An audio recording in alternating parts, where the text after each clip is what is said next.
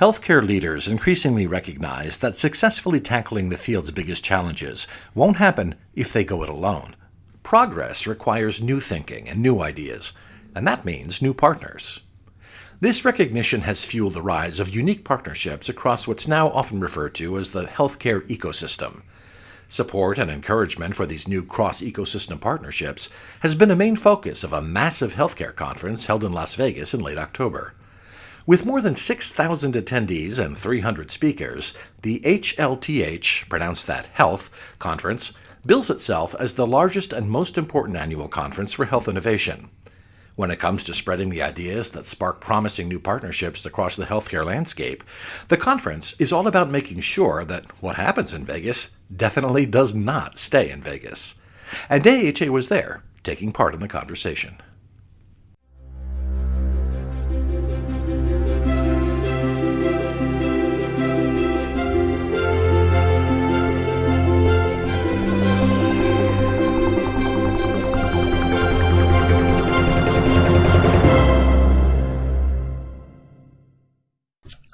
Welcome to the Advancing Health podcast from the American Hospital Association.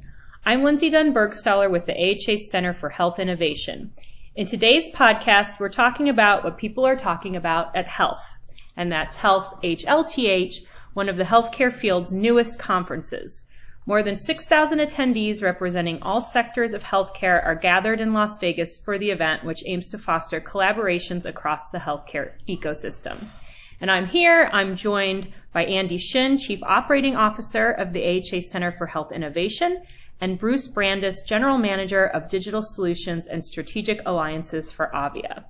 So we're about a day and a half into the conference at this point. What are some of the key themes that you're both hearing that are capturing people's attention and people are talking about? Thanks, Lindsey. So I think a day and a half into health, and we're seeing a lot of the themes that have been prevalent in 2019 all converging here in Las Vegas. I think the first most prevalent topic is clearly moving from volume to value. It's probably the biggest enabler of innovation from what you hear around on all the different breakout sessions and on the main stage. Seema Verma from CMS was clearly pounding that message home. And I think that as we think about healthcare transformation as a whole, that is really the big issue of how do we move from volume to value. And it's more than just providers and payers. There's a lot of employers here and purchasers who are talking about this, as well as clearly the startup industry, technology companies. They're trying to find opportunity in this transition. I'm also seeing the conversation continue about how things like social isolation, behavioral health, housing, nutrition, and education, all these things we call social determinants of health, are increasingly becoming levers that all stakeholders throughout the healthcare ecosystem are trying to pull. And then, the last thing that I would mention is really thinking about the issue of diversity, inclusion, and equity. Specifically, the gender gap in our industry is a huge concern. And so when we think about the workforce for healthcare, it's somewhere around, Bruce, I think it's 60% of the workforce, but in the C-suite, it's less than 30. And so I think that disparity is something that we need as an industry to really pay attention to, because frankly, consumers pay attention to it, they notice it. And I'm really happy that it's been a major theme of the conference thus far, and I think we'll continue to see it over the next few days. It's something that's not been isolated to healthcare for sure, but I'm proud that in this respect, it's something that we're not waiting to lead on, and it's something that the industry as a whole is really making a lot of progress on, and hopefully a lot more will happen in the future. But really, from a provider perspective, I think this is really about tackling things like unconscious bias and sort of trying to resolve that disconnect between the individual versus organizational enablement of a truly inclusive and diverse workforce and leadership of that workforce, about the progress that we're making on that. I think I'll go back to your comment about value-based care moving beyond the provider space, because definitely saw that. There was a panel today with pharmaceutical executives talking about how they're rethinking how they go to market their messages for new drugs and new therapies because of the value-based care. And so I think we've, on the provider side, been been in that world and talking about that world for a few years now, and we're just seeing it spread to other areas. And certainly, Bruce, a lot of new market entrants we're seeing in this space, specifically in the digital world, and coming at it from a digital angle. Yeah. First of all, I'll echo all of Andy's comments. I think are definitely key themes of the conference. I'll build on that with a couple other observations. A common theme that I heard was all about meeting not only the patient, but meeting the consumer where they are. And obviously that opens up the door to, okay, then where are they? And I'll talk a little bit more unpacking that, but that led to the point about bold new entrants. So who are the new organizations that actually meet consumers where they are, that are now laser focused in healthcare? And there was a very interesting session talking about Facebook and Uber, and talking about, there was a very interesting presentation from MasterCard, which you wouldn't think of as a healthcare company. Actually makes a lot of sense once they explained it, where they're focused, as well as Bose, the speaker we think of as a speaker company, very focused in healthcare. And it caused me to reflect a little bit. I've been in the industry for 30 years, and I kind of rewound to 30 years ago when I remember companies like the airline manufacturer McDonnell Douglas was in health IT. American Express was in health IT, building electronic health records. And at the time, it made no sense, and they got into it because they saw big dollar signs in healthcare, and then they realized, healthcare as a business is very different, and they invested a lot of money and then realized, let's cut our losses and get out because this is hard. So I started reflecting yesterday on why is this different today with these bold new entrants, and why will their outcome be different? And it goes back to meeting that patient or consumer where they are. These are organizations that understand the consumer incredibly well. The digital social networks clearly are where people are going for information to learn more about a condition. Actually, in many cases, Google knows what's wrong or that someone has a condition before they know it, and certainly before their physicians know it. And so when you start thinking about these organizations, I'll use MasterCard as an example. They focus in healthcare because they have great expertise in cybersecurity, in fraud detection, in consumer payments. And so they're looking at what's happening in healthcare with the rise of the consumer, and trying to figure out how can we take our core competencies and add to this conversation. And I think that creates a great opportunity for the incumbents in the industry to welcome in these bold new entrants, to figure out how do we partner with them in a way that can help them to be successful, unlike 30 years ago when these folks were coming in probably without the same motive that they have today. Surely there's a profit motive for all these companies, but they also are bringing something meaningful to the table. And we also are at a time now where the consumer is much more in charge of their care, and also is carrying around a very powerful computer in their pocket and connected 24 hours a day. So it creates great opportunities, I believe, for the incumbent providers to reach out to these organizations and leverage collaboration in ways that we haven't before. One of the things that's been interesting to me at this conference is that it used to be that you could clearly categorize a technology or a digital company versus one that was more legacy. I think certainly here the lines are blurring, and from our world we're used to more of the legacy providers and their digital transformation journeys, and AVIA and Bruce, your work there, are certainly experts in that and helping them on that journey. I was in a session earlier today, though, by an executive of a kidney disease company, and everything that the company did was technology driven and remote monitoring. But he said, we are not a technology company. We are not a digital company. We are a provider of kidney care services. So certainly a crossing of lines there on who we are and what we want to be. But I think it really hammers home the point that digital is the future. It's a new way of operating and a new way of being. And Bruce, I know you follow a lot of research that shows just how important these capabilities are for financial success, for success in the patient experience, and hoping you can talk a little bit about that. Sure. I would contend that we will not be successful as a healthcare industry until we don't refer to digital health anymore. It's just health, and the digital is just assumed. If you look at what we can learn from other industries, look in the banking industry, do you call it digital banking when you deposit a check on your phone, or is that just banking? It's the same concept and the same expectation that we should have. And if you look at the phenomenon of what's happened in other industries, and retail is probably the most glaring that everybody appreciates and understands, the shift from assuming that we're bricks and mortar first, or that we're labor first, to address the market opportunities or the challenges that we see in the market. It's a recipe for failure. I mean, you've seen it in retail. Look at Sears and JCPenney and what happened to them as arguably digital laggards. They actually did adopt all the same digital tools that Amazon and others had, but they just did it too late. And then if you look at some of the digital leaders and you look at companies like Home Depot and Walmart that are bricks and mortar retailers but develop the right strategy to leverage their incumbent position and the inherent advantages that they had over pure digital entrants, to leverage that to their advantage.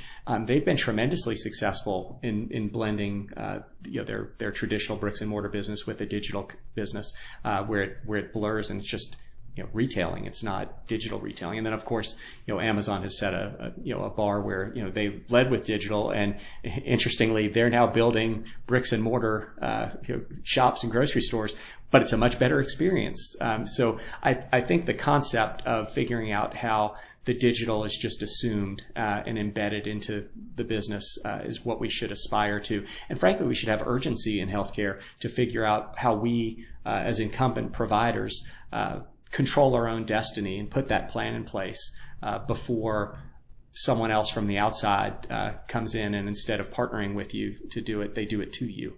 Because I believe there is a much better experience that our consumers, our patients expect, both economically and clinically.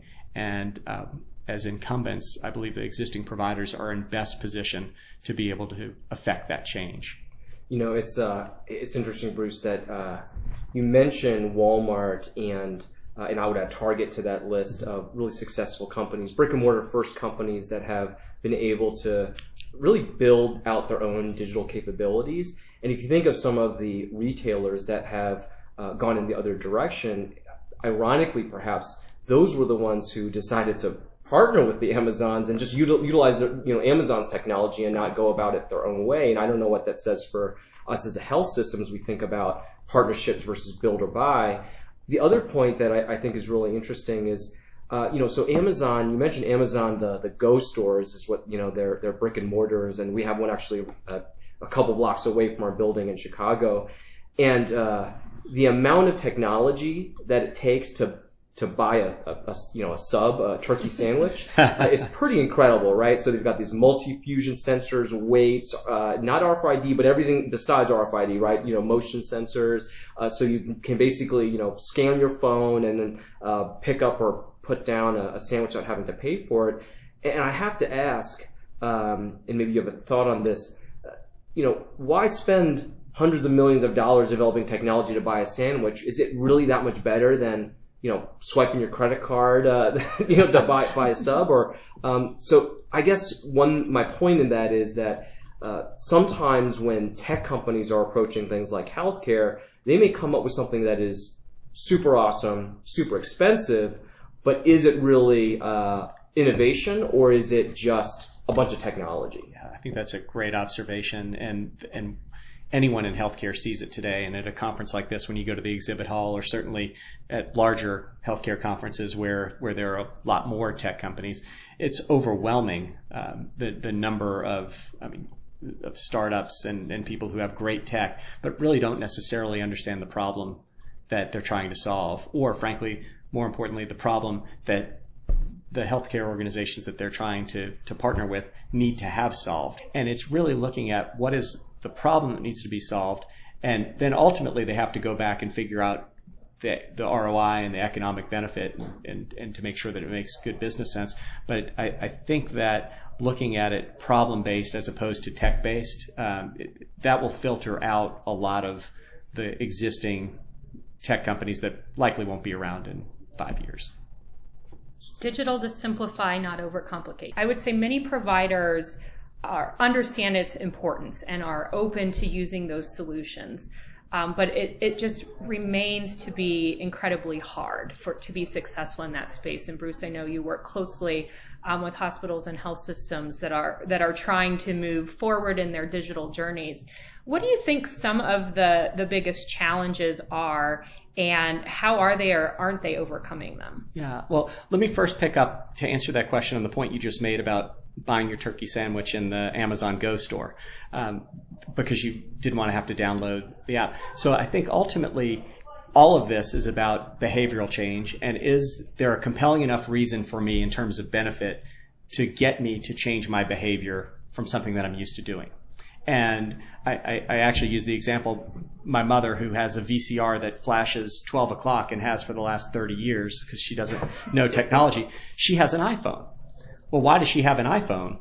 Because she likes to be able to show pictures of her grandkids, and it's really the only way that my kids will communicate with her, and they talk to her all the time. They won't answer the phone if she calls, but they text her all day long, and she can follow them on Instagram. So she was motivated enough to learn how to use the iPhone. And, oh, by the way, it was easy enough to use, so that it wasn't really that tall of an order for her to change. So I think a similar type of thing has been our obstacle in healthcare.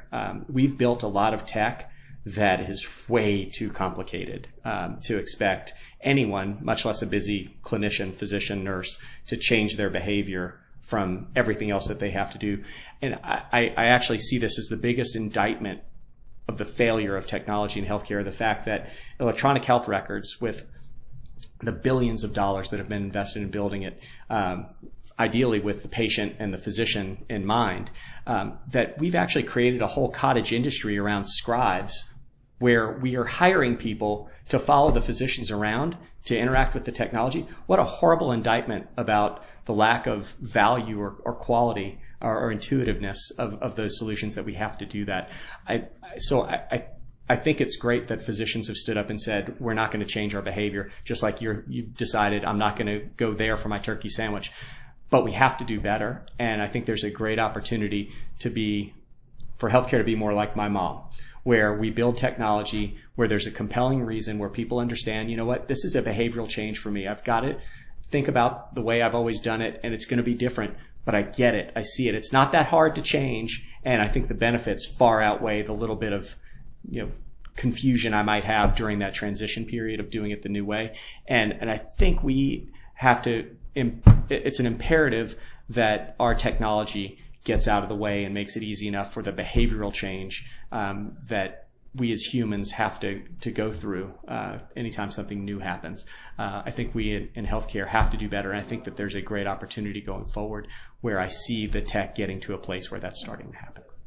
In a keynote session today, Bernard Tyson, CEO of Kaiser, made a comment along the lines of, we in our space are so concerned with workflow. Does it fit into workflow? And we're not thinking about, does it fit into life flow? And that was a term I hadn't heard before, and I think it speaks to what you're talking about. So we at AHA recently formed a strategic alliance with AVIA to help our members on their digital transformation journeys. Andy, can you tell us a little bit about that partnership and what's to come? Sure. So, this is something that we're really excited to be partnering with Bruce and Eric Lancashire and all his colleagues at AVIA on, because as Bruce mentioned earlier, we're getting closer to that point where digital health is really just becoming health. And so as we continue down that journey, what we're seeing from the field are a lot of opportunities to partner and grow the innovation ecosystem. Part of that means we need to find the right partners. And AVIA has built a really incredible innovation network and built out competencies and capabilities amongst some of the leading health systems in the country around digital strategy and digital transformation.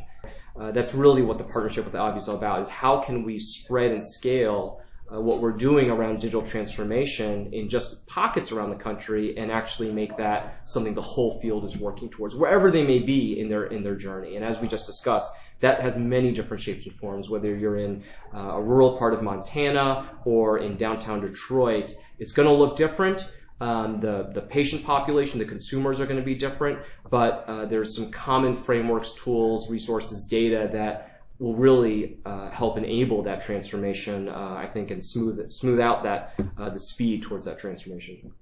Yeah, and we at AVIA are so excited about this relationship for a couple of reasons. One is for our existing members. We have 50 leading health systems that are members of AVIA and lean in with us in a very deep and profound way to guide their strategic journeys as it relates to digital transformation. However, many of them, all of them, are members of AHA, and they have AHA as a trusted partner. They also want to know, as they're making these strategic decisions, what do our other trusted partners think on this? What other knowledge can be brought to bear, either on topics that AVIA is covering or other related topics that we haven't captured yet, to have one place to really get all those insights from their trusted partners. And AHA is certainly one of those trusted partners for our members. The other part of that is there's the same need that drove our members to join AVIA exists in every provider across the country. And yet, we AVIA don't have the ability to reach and build relationships with every single one of them. And it may not be feasible for all of them to actually be full AVIA members. But we want to be able to find a way to take that knowledge and that experience and the network that we've built and the ability to collaborate and scale that across the United States and, frankly, aspirationally globally. And the AHA is a great trusted partner for all of those organizations, and for us to partner with them to find the right way to bring that relevant knowledge to those members of AHA across the country is very exciting to us, to be able to achieve that scale together in ways that we never could on our own. Great. Well, thank you, Bruce. Thank you, Andy, for joining me today. To sort of summarize some of the things I've heard, I think we're all looking forward to a time when value-based care isn't something we're moving towards. It's just the way we are and the way healthcare is delivered, and digital health is just health. It's the way of being. So we'll look for more from AHA and AVIA to help accelerate us getting to that a bit more quickly. Great. Thank you for having us.